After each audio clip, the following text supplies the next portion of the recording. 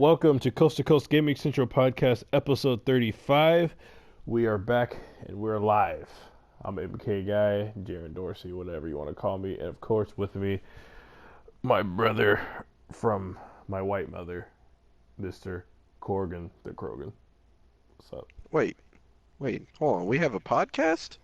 Huh? Oh, We yeah. do. Well, how about that? Well, hi, people.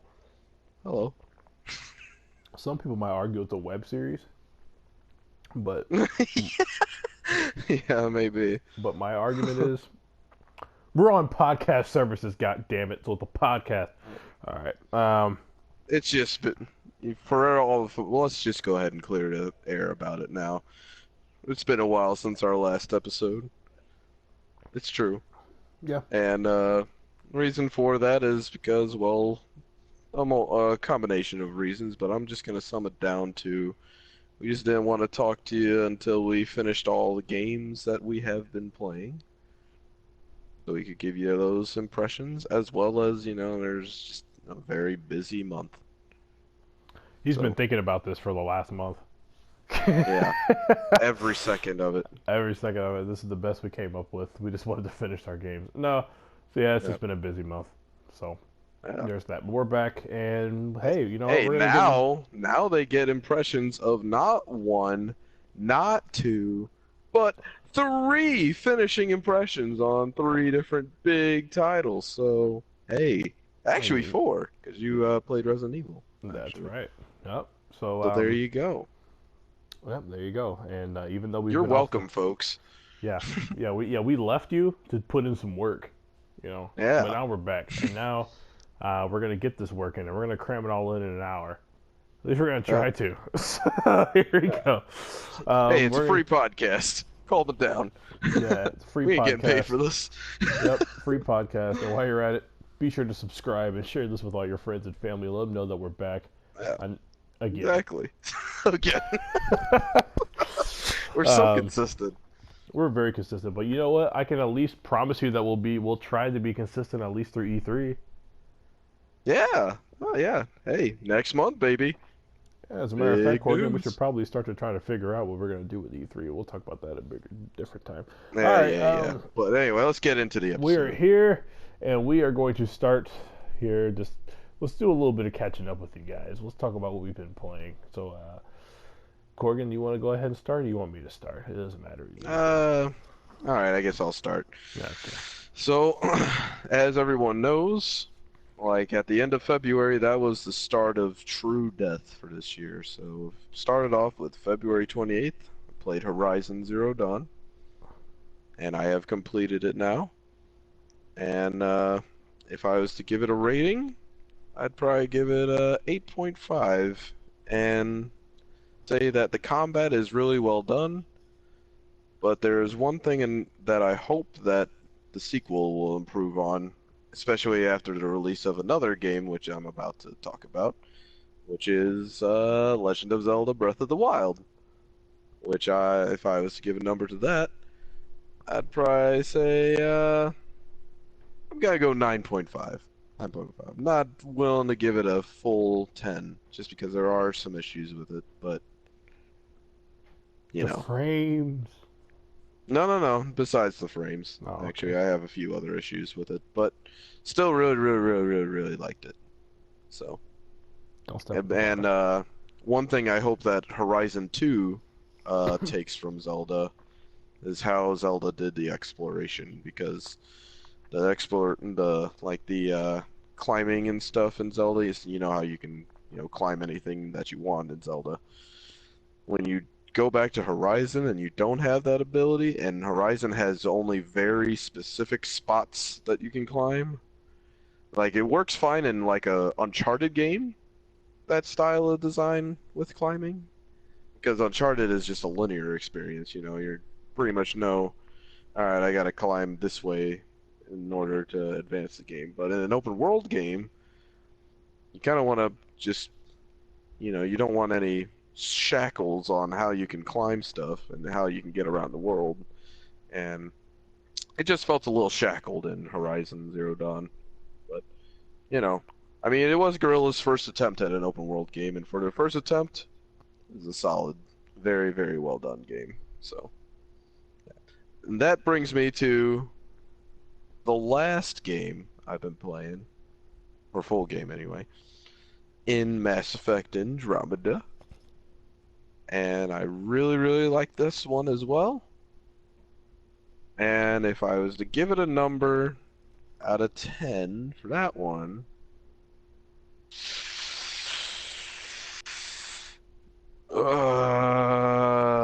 we'll say a 9 for now. Though it might go to a 10 depending on how like the DLC goes and everything. I don't know. Mass Effect's a tough one. Like, it is right there with Zelda. I still go back and forth on which one I like better, honestly.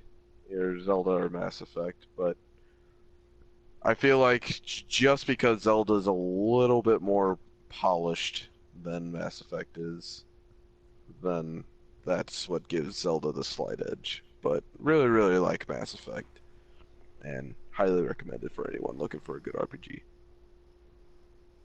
And then the rest is just DLC for other games that I've had. So like Neo, which is amazing. Love that game. Oh. That's right. Or as we like to call it here on Coast to Coast, Say it with me, MK. 3, 2, 1.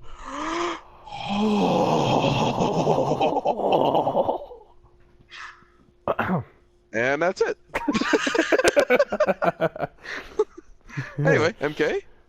Go ahead and right, well, since I died, let's see here. Well, kept chugging along through Zelda. I did pick up a bunch of... Have you beaten it yet?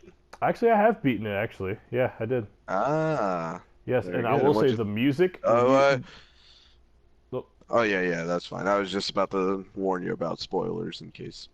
Oh, yeah, no, I'm not going to completely spoil it. It's because I actually do have a few friends that I know listen to the show that haven't beaten it. But, yeah. I will say the music when you get to the castle is freaking amazing. Really, really, really good. Yep. Yeah, like that's awesome. Gets you so hyped every time you walk. Yeah, what I ended up doing, which my Switch actually here, I'll actually pull this up real quick. On the Switch, if you download the freaking, I know it sounds funny, but if you download the parental controls app for the Switch, every month it'll tell you how long you've been playing like every game on the Switch for a month. It gives you a monthly thing. Yep. And Zelda, my monthly summary for Zelda for the month of April, it was my most played game, and I played it. My total play time on Zelda is 16 days. So I feel like that's not true. Yeah. No, I don't know how much of that is sleep mode included. Yeah, I feel like that's sleep mode. That's sleep mode. There. My actual gameplay time on that is probably around like 70 hours. I'm gonna be honest. Yep. That's about where probably I'm at. Around 70 hours. I did like. Because good God, if you were 16 days, that's well over 100 hours. And I know you don't got that kind of time as a dad. No. Not yet, anyway. Yeah, no. Give it a few more months, and I could. It took me roughly 2 months to get to where a lot of people did in a month, but whatever. Yeah. But yeah, I really enjoy the game a lot. If I was gonna put a number on it, I would probably be right in the range of Corgan 9.5. My only real complaints with it, personally, would be the temples. I feel just weren't like the main, like actual, like dungeon temples. Yeah. Like one was cool. I liked the desert one, but they were all just kind of a one-trick pony. It kind of felt like. Yeah. Personally, whereas like the old Zeldas, like each temple really felt truly distinct from the other. The shrines were actually better than the. Yeah, I know. Yeah, I agree with that. Yeah, I kind of wish they would have had some of the design of the shrines in with the main temples, but yeah. So wasn't a fan of that, and also, I feel like the inventory management could be tightened up quite a bit, but that and for me personally, I mean, some of the voice acting is good, some of it's bad. True. Yeah. You know, Yeah. The voice acting's hit and miss. they got that, but just the grab of that game is literally the gameplay, and the exploration of that game is so good that it's just kind of like, you know, Yep. you know, they kind of this time like They I'll don't say need this, great voice acting. If I'll say this, the voice acting didn't add anything, but it also didn't detract anything. it's almost like in the year 2017 you can't really drop a AAA game like that and not have voice acting. Like it's Yeah. just like that's like the God's honest truth about it. But Yeah. you know, it's whatever. It didn't take away from the game. It didn't add to the game. You're right, but it was there and it was I don't cool. know if you mean, heard the about it, but cutscenes. they did update it to Yeah, you got Japanese allow on there people now. to So Yeah. if you really hate that American voice acting, Yeah, I mean it's not that big of a deal to me. It was fun. I mean I enjoyed it's the not a huge cutscenes. deal to me. But I mean, or like when you got the memories and stuff like that was cool too. Like my yeah, the memory things are all cool. I Yeah. really liked all them. So it was actually kind of cool to see how the Guardians. Well, I'm not gonna spoil anything, but yeah. Yeah. Did you saw that scene, didn't you, with the Guardians about how they ended up turning and stuff? Yeah. Yeah. That was cool stuff. Yeah. But hmm yeah, and actually it's funny. My last tidbit about Zelda is funny. One of the most important cutscenes of the game when freaking Zelda breaks down crying. Like you could go through that game and not even see it. Oh yeah. All those, memories are all things that are just purely optional. Yeah. But So, but yeah, so I love that game. So I've been playing Zelda. I have picked up a bunch of other stuff on my Switch. I got Mario Kart 8, which is Mario Kart 8 just with battle mode essentially, and a few more tweak things. It's really fun. I mean, there's not much for me to say about it. It's Mario Kart. Um, hmm you know, the game's fun. It's selling really well. People still can't buy a Switch. So there you go. I got like Mr. Shifty, Snake Pass, all the stuff. So pretty much like any game that's been on Switch, I somehow end up having it now. How is So- Snake Pass? I've been a little curious about that game. I enjoy it. Me being the platformer nut that I am.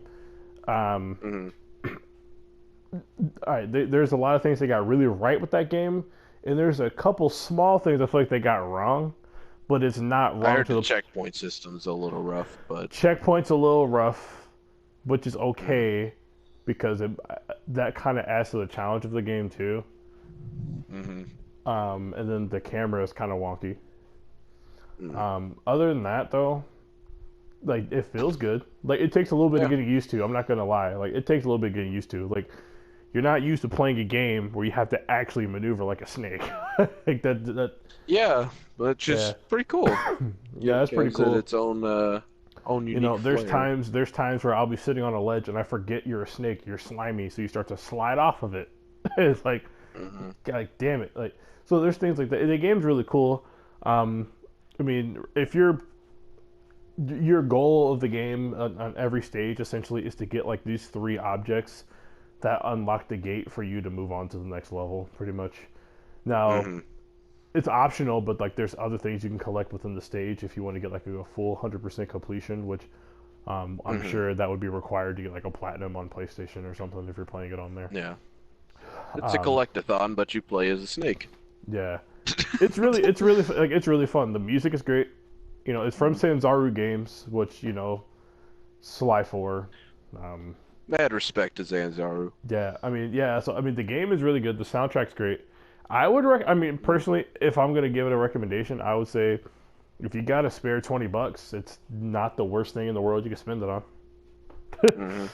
Like that's my take on it. You know, if you're a little hesitant on it, maybe you wait for a sale. But I do think that if you're in the need of a Now that we're talking about discounted games, though, let me lay one on you real quick. here you go. $10. Yes. The Late Shift. Look it up. It's fantastic. Would you like to elaborate on the Late Shift really quick? It's Heavy Rain with full motion video. And you play as a British dude. And oh, you know what? I don't want to ruin it for people. If you're really interested, just look it up on like Game Informer. Like they had a episode of, I think the segment was called "What the heck is this?" or something like that. That's fitting. Or yep, and that's kind of what sold me on it. Well, we can Like, definitely. did this Let's Play. It's like 40 minutes long, but it's when I watched it, I was like, I kind of want to see where this goes. Might have to pick that one up along with that Night Trap remastered. Yeah. Good God. Yeah, I'll say that. If you're a fan of Night Trap, with the full motion video, that's what I mean with that. For folks who don't know what that means, yeah. It's just, you use, it looks like a movie, legit. There's probably a bunch of our listeners that don't even know what Night Trap is. Oh, yeah. That's true. Old Sega CD. Oh, well. Look it up, folks. Do some research. But yeah, Snake Pass, I'd personally put it in my recommendation pile. I would probably, from what I've heard, I'd probably play that over Yooka-Laylee right now. So there you go. True. So at the very least, Snake Pass has some originality to it. Yeah. So there you go. The big fella that I've played though is Resident Evil 7. Mm-hmm. And God, do I love that game. Actually. Mm-hmm. And it was funny because, as I'm sure I probably said on the podcast, or if I haven't, I know I've probably told you, Corgan, like, I want Resident Evil, but I kept saying, like, it came out at the time when Gravity Rush was out, and da-da-da-da. Which I still haven't beaten. Working on it, though. Working on it. That's my next goal. I played that DLC, by the way, and finished it. I just downloaded the DLC yesterday, so I have full intentions. I'm getting there. Yeah, it's pretty good. Not bad. But yeah, Resident Evil came out right in the time of we got all these freaking things dropping. But I got back to Resident Evil, played Resident Evil 7, and I do really enjoy that game a lot. I couldn't recommend it enough if you're a fan of Resident Evil, in terms of Resident Evil 1 through 4, a little bit of 5, not 6. But, yeah, for sure. Like, what would you give it out of 10? If you had to rate it? Like an 8.5. People love their numbers. 8.5? Like an 8.5. I mean, because, like, me, personally, it's probably like a 9 for me. But the reason why I say 8.5 is because, like, I think it's a 9 for me more so just because the excitement that I have that Resident Evil is back to what it's known for. In terms of, like, horror. And lo and behold, it sold the worst of the series. Or at least in a while. Yeah, in a while. But part of me, like, and that's the crazy thing, like, it still sold 3.5 million copies. But, like, it's still, like, like, it's not as big as, like, Resident Evil 6 or perfect, but it's like definitely that. a step in the right direction. It's a step in the right direction. They're getting there for sure. I think, like, kind of like Evil... with Guerrilla. Like, I'm really excited for Horizon 2. I think Horizon 2 could be, like, a freaking amazing game if they just take some of the lessons from. I think the Resident Evil 7 is probably the closest they've gotten to just the whole aura of the first game in forever. Mm-hmm. You know what I mean by that is, like, you're in first person, which, first person. I think just, like, changing from third to first helped to add to the horror aspect of that game. Just because you can't see everything that's around you like that from a third-person perspective, so that helped. But then also just like being back in just like being back in like a house, like that, like being back in like a big ass house, and just kind of like, okay, well, like you never know what the fuck's gonna be behind this door. You don't know who's following you. Like the AI in the game. Wait a minute. You're saying you weren't scared of the open city environments of Resident Evil 6? I mean, I was terrified of those. Yeah. Never knew what was around that long alleyway. Yeah, especially when you're walking around with men with big ass machine guns or whatever else they. Yeah. It's like Gears of War. But no, yeah, dude, it's great. I love the Baker's family. That cast and crew was great. I will say this, and I had heard this coming into it, but like the ending will surprise you, and it did. So I'll give them credit for that. Definitely worth picking up for sure. The game, because the game came out in January. It's already 4 months old. It's crazy to think about it, but the game's already running for $40 right now at like Walmart and Target and stuff. So, definitely worth picking up for sure. Like I said, it's basically everything you would love about like the old Resident Evils put in a first person perspective with a more, like they definitely took their tips from PT, and they definitely took their tips from Outlast. But it's like they took like the greatest hits of Outlast and PT and put the Resident Evil flair on it with like your inventory system and stuff like that. And it was very smartly done. I appreciate it allowed you to game. actually fight back, unlike Outlast, which was my main. Which I do want with that series. Which I do love Outlast. You know that. You know I love that game. But like Outlast 2, like I don't even know. Like because Resident Evil, like I don't know if maybe it's because I'm a dad now and maybe I just got softer. But like Resident Evil 7 was pretty damn scary to me. And like I was like, man, like I don't know if I'm ready for that Outlast 2 life right now. Like, need to take a break from the scary. Because Outlast 2 just came out like a week or two ago, and it only cost $30. But it's like, man, like they got you out in this freaking cornfield thing, and you can't protect yourself. And it's like, yeah, you know, maybe maybe around Halloween. I'm pretty sure it'll be on sale on PSN around that time. But, oh yeah, you can guarantee it. Yeah, so Resident Evil, I can't, especially to you, Corgan, I can't recommend that game enough. Like, I love that game. I'll get it sooner or later. Not next, though. I've already ordered my next game, actually, for my May game. Injustice you want to know what 2? it is? It's Injustice 2. It's not Prey. It's Injustice 2. Oh, it's neither of them. It's not a new release. It's an old release. All right, it's not Nier. It is Nier. Nope, it's Injustice 2. No, it's Nier Automata. How much did you pay for it? It was on sale on Amazon for like, I think it was $40 when I checked. Oh, okay. I was gonna say, it's coming in on Friday. I was gonna say because it was the cheap. I literally checked Yakuza 0. I was thinking of that. Resident Evil 7. I was thinking of that. And Nier Automata, and that was on sale for the cheapest of 3. So yeah, I was gonna say that's why I went because Nier is actually on sale right now on PSN for $40 if you got Plus, so that's why I mentioned that. Yep, yeah. Nope, I got it coming in through Amazon, so I'll. I won't lie. When I saw that it was on sale through PSN, I was tempted. I was tempted, but I was like, no, I'm not. I want to. I guess this is like, you know, like me. Like I'm probably still gonna end up getting Injustice. I'm sorry, I will not be joining you on that. Not at launch. Yeah, you will someday. We'll see. Maybe when that Ultimate Edition comes out next year, you know, maybe then. But no, like this is really like that time of year where I can start trying to catch up on shit I missed out on. So, yep. And boy, is there a list of shit to catch up on. And I started out with Resident Evil, so now I'm gonna finish Gravity Rush. When I finish Gravity Rush, maybe probably Nier or Neo, one of those. I think I don't know which one you'll like better, honestly, because I'm not sure how big of a fan of like Bloodborne or Souls-ish you are. Never played Bloodborne. I know you've had a little bit of experience with Dark Souls, but yeah, the Dark Souls, Demon Souls. I played Demon Souls and Dark Souls. I haven't played Dark Souls 2 or 3, and I haven't played Bloodborne. I see. Not because I don't like them, I just haven't played. Oh yeah. They're definitely a time sinker, that's for sure. But we'll see. I think Neo. I think the reason why I might dig Neo is because it's level based and not like open world type thing.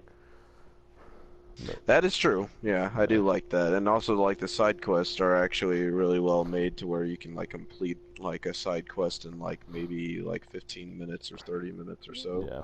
So if you don't got a lot of time to play like a main mission, you might be able to complete a side quest in a time frame. So, yep.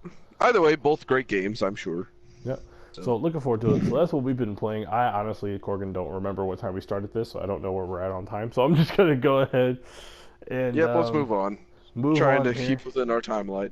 Yep. I'm going to go ahead and move on, and let's talk about the two big shooter reveals since we died.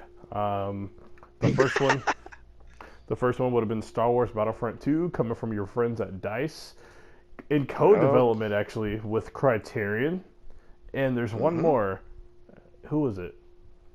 There's one more studio. I know. Because there's a studio that's actually, because DICE is doing like the multiplayer. There's a DICE is doing multiplayer. Criterion's doing like the vehicle stuff. Yeah, and then someone else is doing the story. Yeah. Hang on, I'll see if I can find it. But keep on talking while. Anyway, so that was revealed. That comes out in November. I also don't even remember the release date, so I'm sorry about that. I think it's November 11th, 12th, something like that. Okay, something right like in that. There. Yep. So that comes out on PS4, Xbox One, which again, PS4 has the DLC and bundle and stuff with that. Yep. So there's that. I mean, the story mode will help that game. I really do think that. I think a single player campaign. That's right. The single player is being made by Motive Studios, and fun fact about who started that studio at EA, Jade Raymond. And I know a lot of people might not know her, but she is actually one of the minds that started Assassin's Creed back at Ubisoft. So, a little fun fact there. So Corgan's getting this game.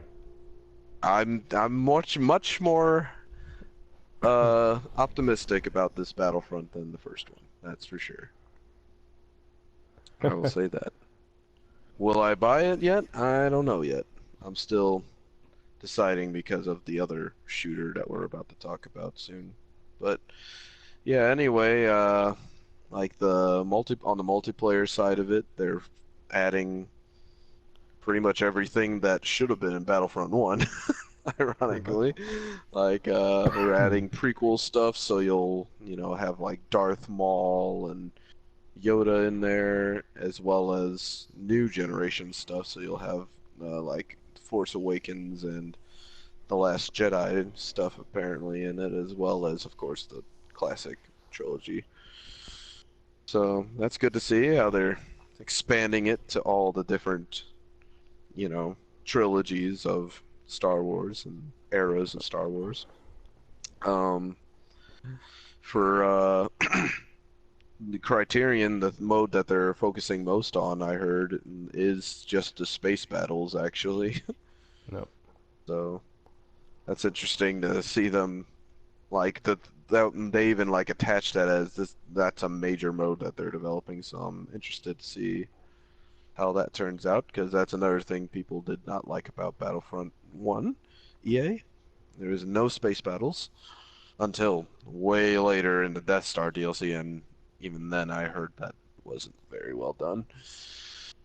But and then though I can't be sure because I didn't play it, but anyway, and then of course they got a single player campaign, and the single player campaign does sound pretty cool. Like it takes place between episodes 6 and The Force Awakens, and you actually play on the side of the Empire, and apparently it leads into the formation of the First Order in The Force Awakens, and you see like the Death Star. Spoilers for episode 6 if you somehow haven't seen it yet, but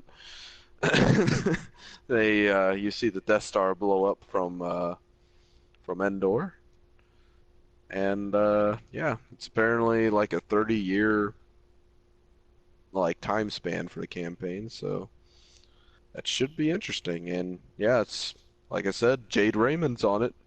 Great Assassin's Creed, so brownie points right there for him, for me at least. Sounds good. So, yeah, definitely. I'm more intrigued to check it out because of the campaign myself, but I don't know if it's going to be a day one purchase because Call of Duty World War II was also announced. I know. That is releasing also on PS4, Xbox One, PC.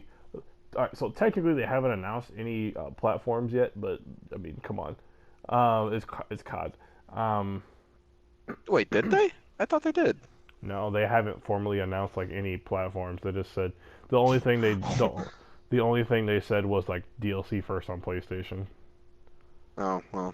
Anyway, But, you I can mean, assume it's COD. PlayStation 4, Xbox One, and PC. PC. Yeah, I mean it'll be everywhere. It's COD.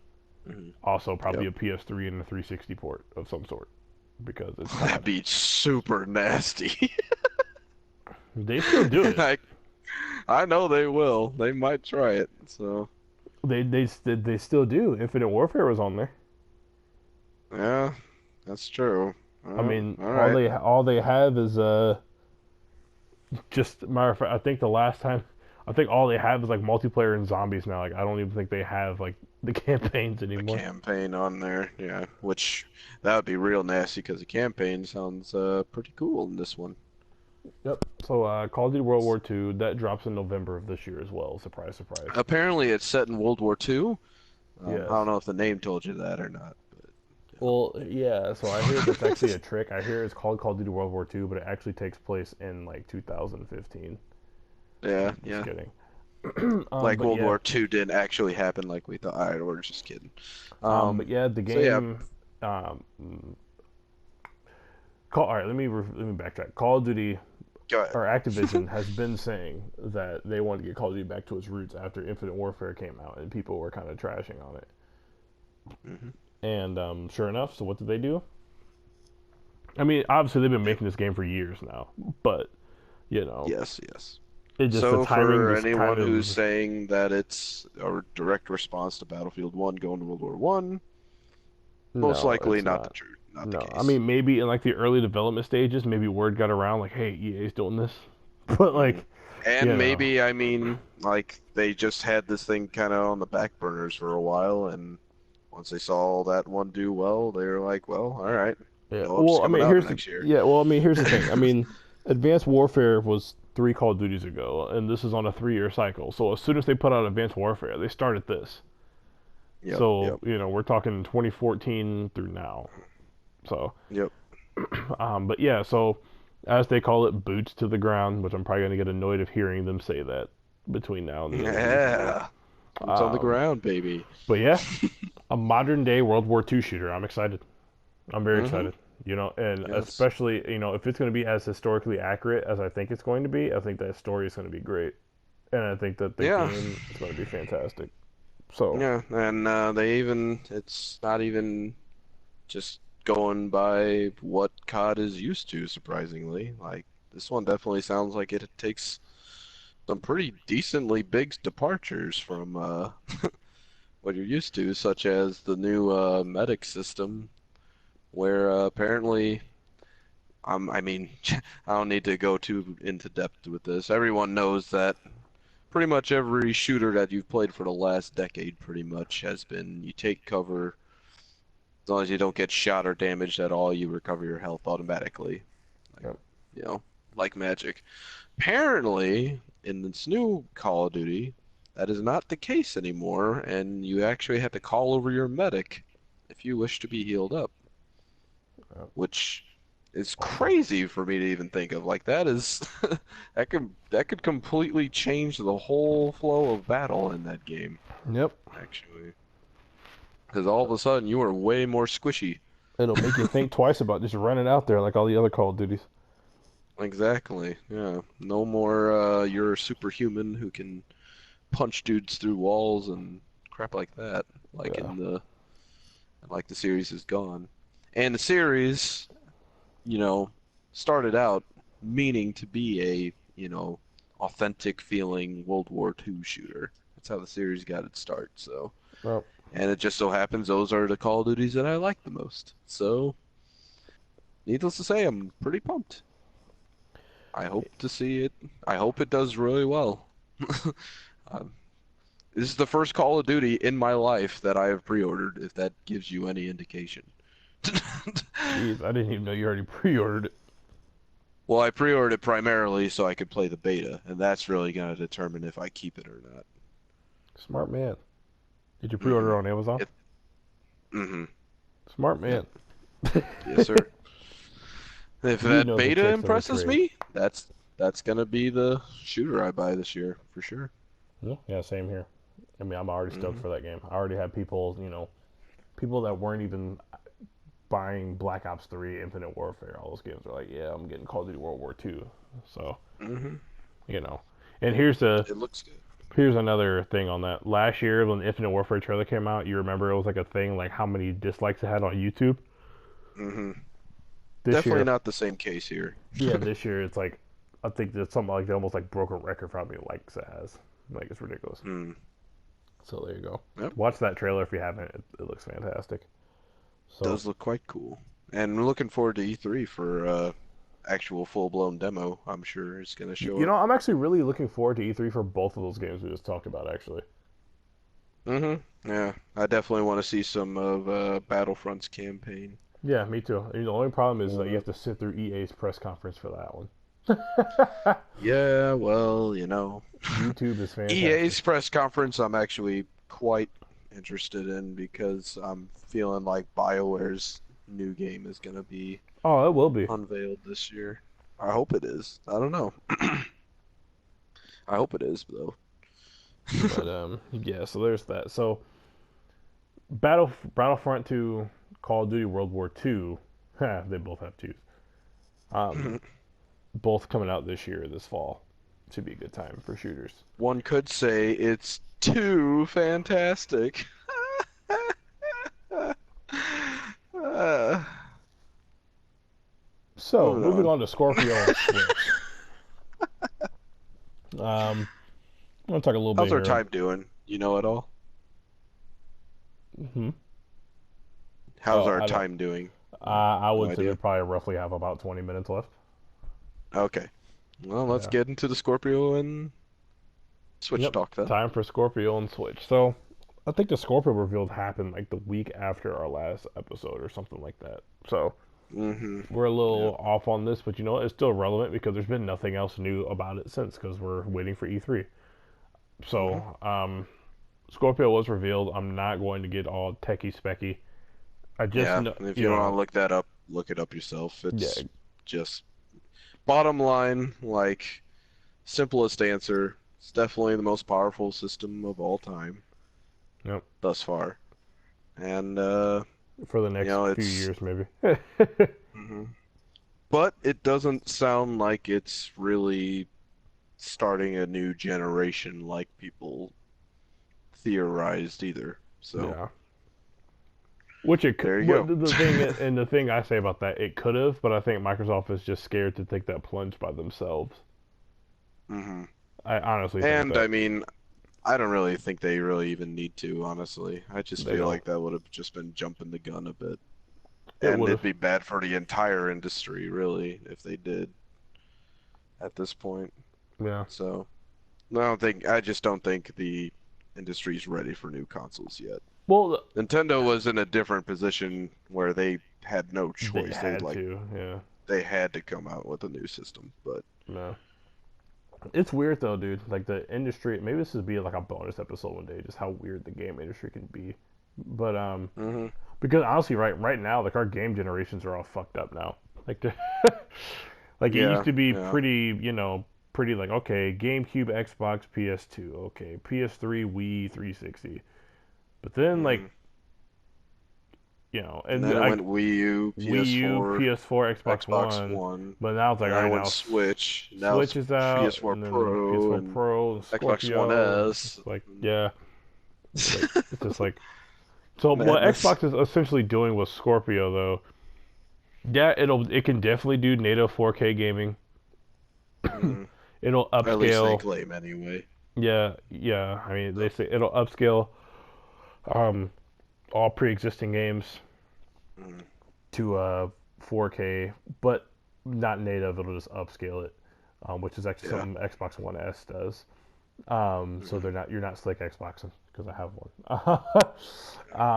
mm, But in terms of native 4K, there should be no problem. But it's up to the devs to patch that in. But something I mm, thought was really cool, if you have a regular 1080p TV, you will still see visual enhancements on all your games, which is cool. mm, Um, Also, another thing was cool is the power of Scorpio, patch or no patch. Essentially, the PS4 boost mode, like it's like a requirement for like every game, which is cool. So like mm. all those Xbox One games are running at 900p, they'll now be 1080p. All those Yep. games that were 30 frames could potentially now be 60 frames, or it'll at least be a locked frame rate, whatever that is. It'll be locked at what it was intended. Yeah, Kind of so I like mean, what boost mode does. yeah, So so I mean, all that stuff it's is pretty cool. much boost mode right out of the box, essentially. Yeah, boost mode right out of the box, which hmm is cool. That is hmm cool. Yeah, yeah. So I mean, but now here's the thing though. So, I mean, that feature that I just talked about, the boost mode stuff, that's pretty much like, okay, like I have a 1080p TV, why should I buy it? Okay, well, that's a big reason. Your performance will be better on your games. Games can look better on your 1080p TV. That's great. But it's still ultimately a 4K machine, which that messaging alone is what holds it back from being a new Xbox necessarily, in my opinion. Yep. Well, because if it was a quote unquote next gen thing, it wouldn't, like, for instance, like PS5. Of course, it's gonna look beautiful in 4K, whatever. It's probably gonna have 4K 3D VR super nut, but like if you have a 1080p TV, you're still gonna be able to use it and be fine, you know. Yeah. Scorpio still, to me, as cool as the system may sound power wise, and I'm sure that they're probably gonna have some games to show off for it that makes it like, wow, that looks great. You can still play all that shit on your Xbox One S. And if you have an Xbox One S, and honestly, even if you have a 4K, if you're kind of like me when it comes to 4K, like if you have a PS4 Pro and you're fine with that, you'll be fine with the Xbox One S because PS4 Pro isn't native 4K, right? But true, but it still looks pretty. Xbox it is One S a little bit more than just upscaling, yeah. Well, I mean, Horizon is like the one game that I will say definitely does see a definite boost. Oh, yeah. Being played on it, because I actually went over to my brother's house the other day and he was playing Horizon. It's on this 1080p screen, and yeah, it still looks outstanding on 1080p, but I could definitely tell the difference. Yeah, when no, I I went mean, back home like and played some. Gears of War 4 on Xbox One, that game looks fine, but like if you play it on like 4K HDR, it looks way better. Like in terms of like you wouldn't know unless you saw it on a 4K screen. You'd be like, what? Like I'm missing out. Yeah. That's the thing with it. But I mean, personally, I mean, this is based off specs alone. I don't know. Maybe there's going to be some features on Scorpio that the other Xboxes don't have or something. I don't know.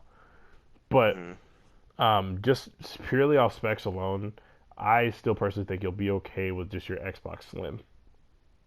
Personally. Yep. And also, we don't know what the price is going to be on this thing. Yeah. Which I'm definitely thinking it's going to be at least at the very cheapest 400, like the Pro. But I think they might even be selling it at a loss at that point. I think their direct quote has been it's going to be priced as a premium machine. So there you go. Exactly. Take that for what you will. Yeah. So that's we'll figure all that crap out at E3 anyway. So yeah, they did say they have games and stuff played aside for E3. So you know what? Hey, to their credit, they decided to move their press conference up. They have a whole day to themselves now. You know, they're not, you know, going in the morning the same day as PlayStation anymore. So, you know, obviously granted they are on the same day as Bethesda, but yeah, but if you know, a third party is different than yeah, I know. You know, so you know, I mean, PlayStation's the same day as Ubisoft. So. Yep. Come on, Assassin's Creed. I know. Now it has to be at E3 is what it gets. And Ubisoft's actually a great segue into Nintendo Switch. So, Nintendo Switch. I'll just briefly go over it. It's sold really well. I'm not even gonna pull up the numbers. You can look those up if you want. They've been all over the internet. Long story short is it did really well in its first month, and we're in the month of May now, and it's still flying off shelves. So I'm sure it's still doing really well in the month of April as well. So there's that. Zelda's selling really good. Obviously, matter of fact, more copies of Zelda actually sold than Switches themselves. Yep. So there's mostly that. Because of people just wanting. Yeah, people buying collector's editions and stuff, and then also people just. I mean, I'm pretty sure there's probably plenty of people that bought Zelda, like, oh, okay, well, I'll buy the game, and then when I can get the system, I'll get it, and they're still waiting. Well, remember, there are a lot of Amazon customers that got screwed over on their Switch pre-orders. Oh, yeah, they got royalties. Yeah, they got launched, so Yeah, A the lot day of them are before probably the sitting there looking at this game, wanting to play it, but no system. yeah the day before the console came out, and Amazon emails everybody, "Hey, your system's not coming." Yeah. Gee, like, thanks, guys. like, fuck you too, Amazon. Great communication there. Yeah, which led to all these people lining up in line with me that didn't pre-order. Mm-hmm. You know, I'm Yep. over here complaining like I had a. Oh, you know what? I Right. got mine though. So there you go. There Yeah, you Switch is go. selling really well. I think the official number was 2.75, which is almost 3 million, which is more than Nintendo projected of just 2 million, which is Mm-hmm. awesome. You can hear my son in the mic. He wants to say hi to the world. Hello, Owen. Say hi, Owen. There you go. Boom. Yep. Oh, yep. He's famous. So But as yeah. me and MK we've been talking about the Switch's launch thus far, and Yeah. I'm just one of those people that Every never really system pay starts too good. much attention Yeah. to launch Which is true. numbers. And I It's get, great that it's doing fine, yeah.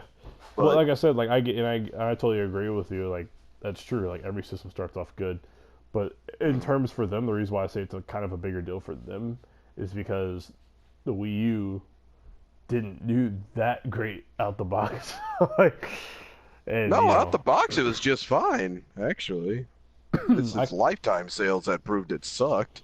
well, yeah. But I would say that like it's But the still first few months it was just fine. 13 mil lifetime, and the Switch, if you round 2.75 up, damn near did 3 million in its first month. So it's like, Yeah. yeah. Oh yeah, I know. So But that they seems, also had a lot more Switches in stock than they had Wii U's. well, I think the So bigger thing was they just had a better game at launch than they had. That that they does had. help as well. That does help as well. But I still remember for the months of the Wii U, for at least like 4 months, you could not find one. Ah, I Yeah. guess that just depends on the place. Because I remember people just waking up and going to the store and just buying one. Not in the first 3 months. I know that. I'm telling you, dude. Like you could walk to the store and just buy one around Christmas time. You really could not. Dude, I'm telling you.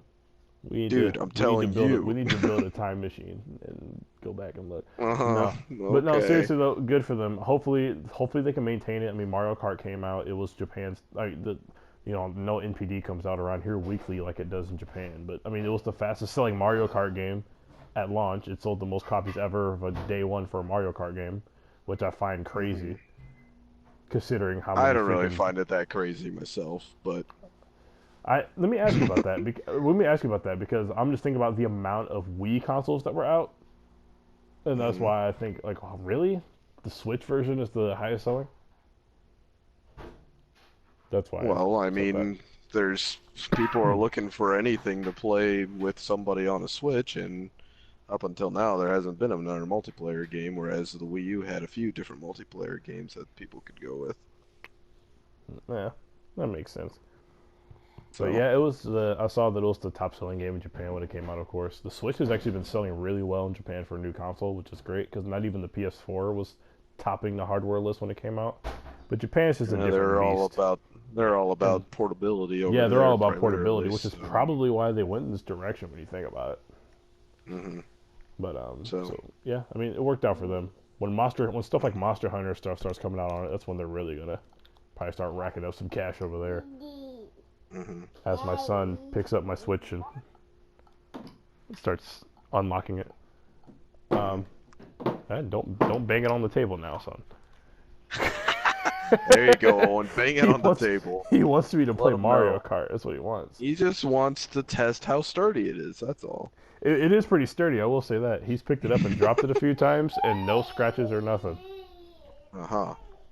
But But yeah, so there's that. Sales or Switch are good. But the reason why I wanted to transition to Ubisoft, well, they're your company. I'll let you go ahead and do this. oh yeah. Okay.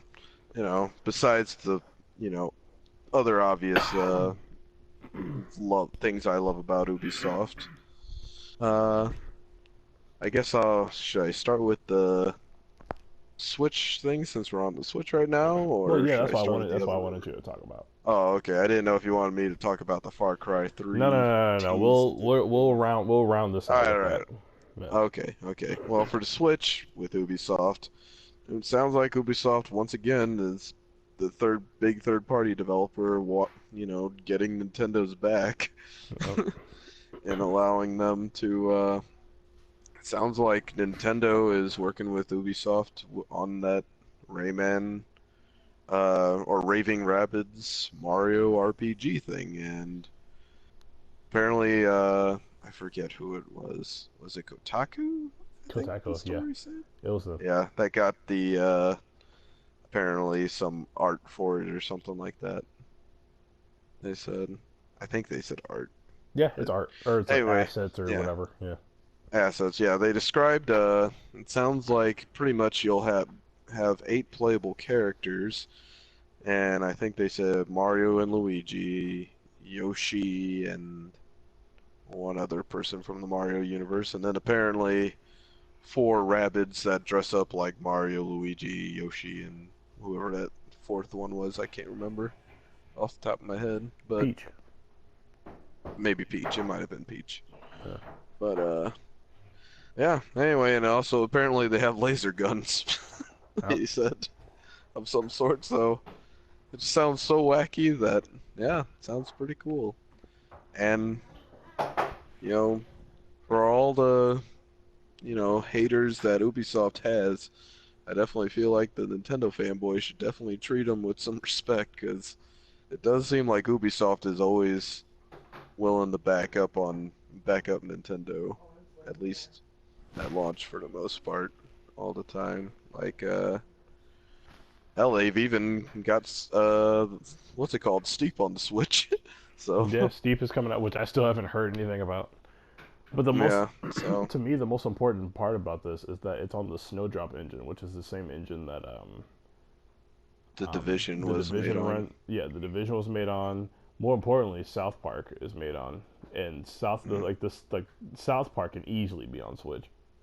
So I think I'm thinking that might be because Ubisoft said they had one of their major AAA games coming to it. I'm thinking that's what it is, South Park, because that's the one that makes the most sense.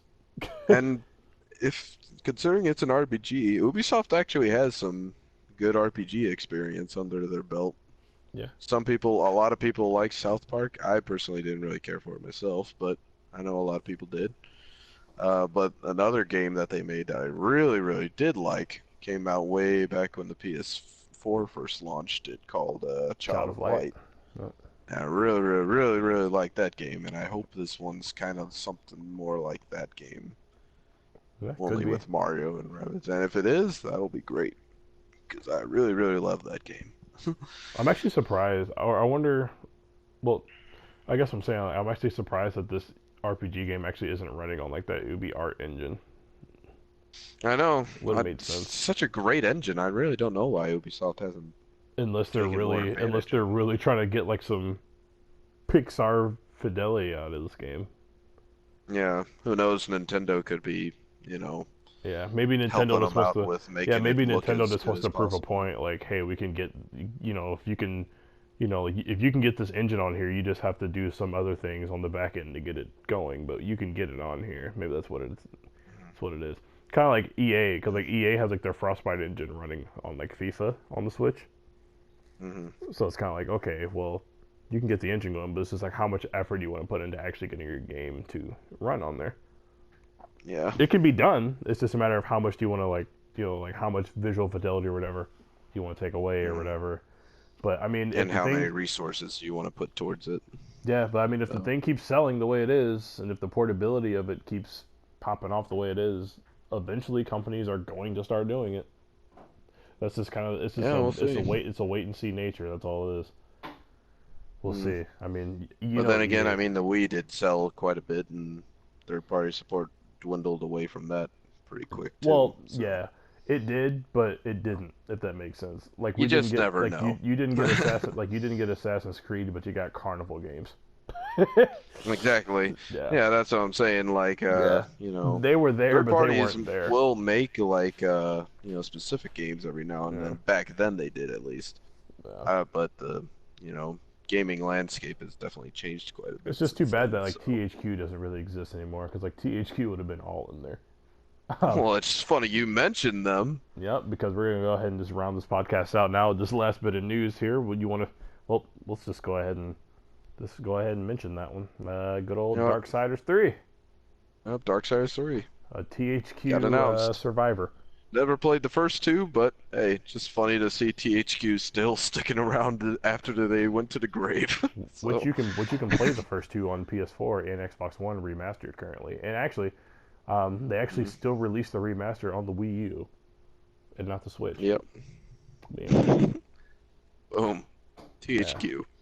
Oh, and also that other Ubisoft tease is for something involving Far Cry 3. Please be a prequel.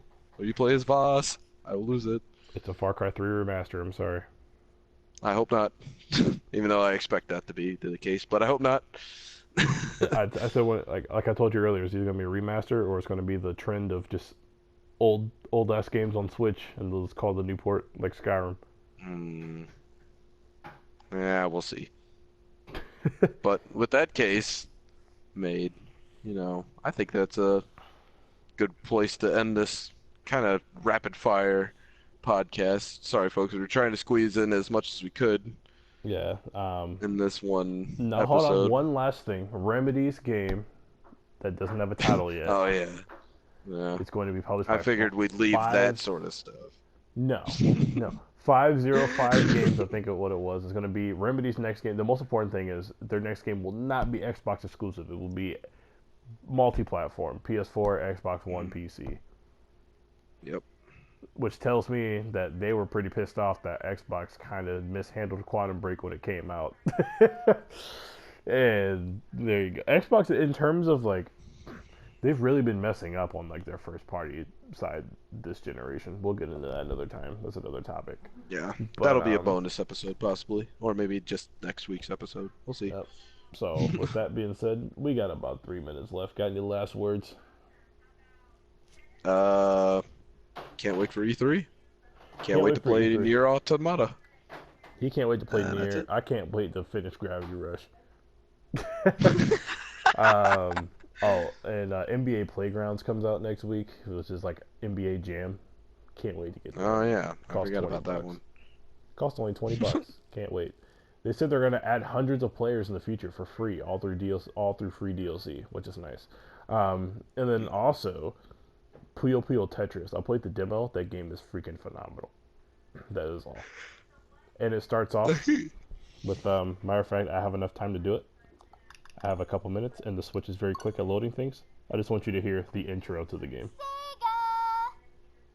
Tetris. Like, come on. Sega.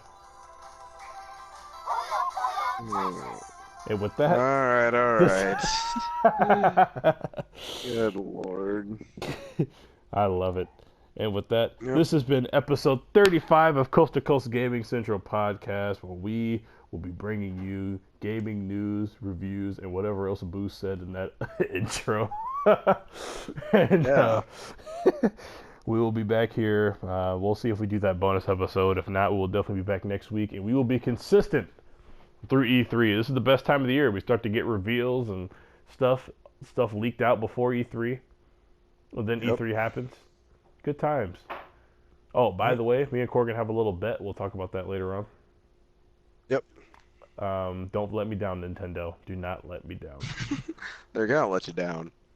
You know it's gonna happen. You can feel it sinking in the back of your mind. Basically, Nintendo needs to announce Metroid on the Switch at E3. If that happens, then Corgan, what did I say? Is it you gotta get a Switch? Or I think you said I gotta buy Tekken. That's right. You gotta get Tekken. Yeah, you gotta get Tekken. And then if they don't, you gotta buy Assassin's Creed. Yep, Assassin's Creed. So there you go. Again. Yep. Which is funny because you probably got the biggest collection of Assassin's Creed games for a non-Assassin's Creed fan I've ever seen. Dude, I have almost every Assassin's Creed game on Xbox, and most of them have been given to me through Games with Gold. Last month, Revelations was a free game. There you go. I think the only one I'm missing now is Brotherhood, and the newest one, Syndicate. But I have all the other ones. It's so strange. It's ridiculous. Yep, there you go. And I don't even like the series. With that being said, we're out of here. It's really weird. It's really weird. We call it Butt Creed for a reason. This has been episode 35. It's pretty awesome. He just doesn't know what he's missing. Maybe I need to watch the movie. That'll. Yeah, there you go. That'll really set you on the right path. Yeah.